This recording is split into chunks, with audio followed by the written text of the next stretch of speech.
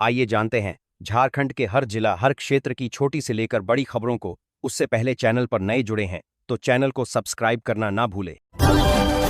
23 फरवरी को रांची से दिल्ली जा रहा एयर एम्बुलेंस विमान चतरा जिले के सिमरिया क्षेत्र में दुर्घटनाग्रस्त हो गया।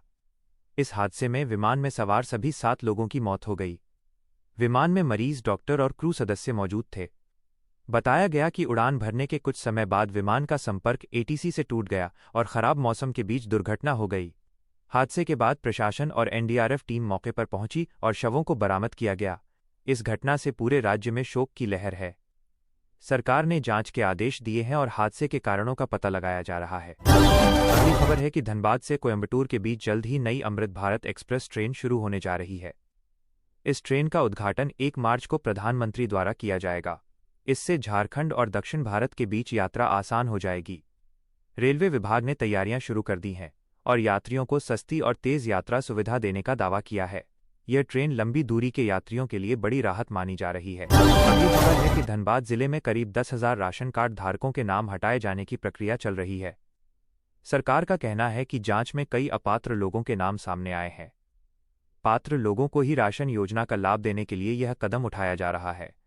प्रशासन ने लोगों से अपने दस्तावेज अपडेट कराने को कहा है। अगली खबर है कि झारखंड सरकार ने गर्मी से पहले खराब चापाकलों को ठीक करने का अभियान शुरू किया है।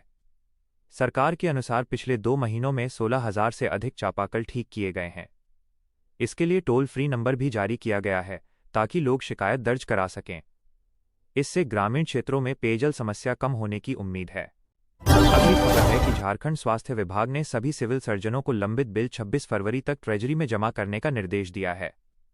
विभाग ने कहा कि स्वास्थ्य योजनाओं के भुगतान में देरी नहीं होनी चाहिए। अधिकारियों को समय पर रिपोर्ट देने को कहा गया है। अगली खबर है कि झारखंड विधानसभा में बजट सत्र चल रहा है। सरकार ने लगभग 1.58 लाख करोड़ रुपए का बजट पेश किया है। विपक्ष ने कई मुद्दों पर सवाल उठाए हैं, जबकि सरकार ने इसे विकास बजट बताया है।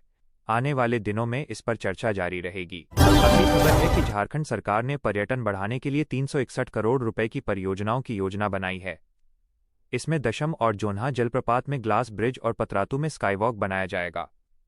इससे राज्य में पर्यटन बढ़ने की उम्मीद है। अगली खबर है कि गिरिडीह नगर निगम चुनाव के दौरान हुई गोलीबारी में घायल युवक शमीम की मौत हो गई। पुलिस ने आरोपी को गिरफ्तार कर लिया है।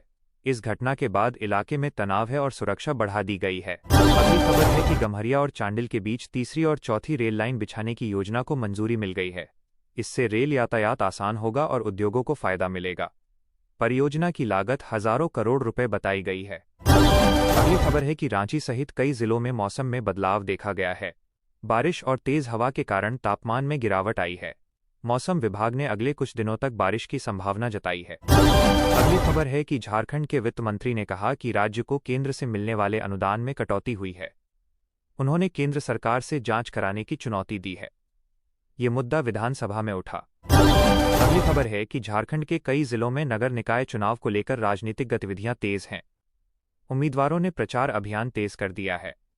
प्रशासन ने शांतिपूर्ण मतदान की तैयारी शुरू कर दी है। अगली खबर है कि एयर एम्बुलेंस हादसे में मारे गए लोगों के परिवारों पर आर्थिक संकट आ गया है। एक परिवार ने विमान किराए के लिए 8 लाख रुपए का कर्ज लिया था।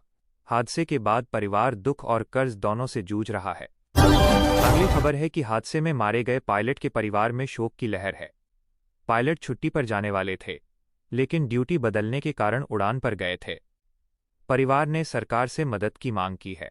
अगली खबर है कि सरकार ने ग्रामीण क्षेत्रों में पेयजल आपूर्ति सुधारने का लक्ष्य रखा है। खराब जल स्रोतों की मरम्मत और नई योजनाओं पर काम शुरू किया गया है। इससे ग्रामीणों को राहत मिलने की उम्मीद है। प्रधानमंत्री मोदी का विदेश दौरा। प्रधानमंत्री नरेंद्र मोदी इन दिनों विदेश दौरे पर हैं, जहां वे कई महत्वपूर्ण बैठकों में हिस्सा ले रहे हैं। इस दौरे का मुख्य उद्देश्य भारत के अंतर्राष्ट्रीय संबंधों को मजबूत करना और व्यापार तथा रक्षा सहयोग को बढ़ाना है। अधिकारियों के अनुसार प्रधानमंत्री ने कई देशों के नेताओं से मुलाकात की और आपसी सहयोग बढ़ाने पर चर्चा की। भारत तकनीक, रक्षा और ऊर्जा क्षेत्र में नए समझौते करने की तैयारी कर रहा है। सरकार का कहना है कि इस दौरे से भारत को निवेश के नए अवसर मिलेंगे और देश की आर्थिक स्थिति मजबूत होगी। विदेश मंत्रालय ने बताया कि भारत और अन्य देशों के बीच संबंध पहले से बेहतर हो रहे हैं और आने वाले समय में कई नई परियोजनाएं शुरू की जा सकती हैं। विशेषज्ञों का मानना है कि प्रधानमंत्री का ये दौरा भारत की वैश्विक छवि को मजबूत करेगा और अंतर्राष्ट्रीय मंच पर भारत की भूमिका और प्रभाव बढ़ेगा। अगली खबर है कि देश में मौसम का बदलता मिजाज। देश के कई राज्यों में मौसम तेजी से बदल रहा है। उत्तर भारत के कई इलाकों में तापमान बढ़ने लगा है और दिन में गर्मी महसूस होने लगी है।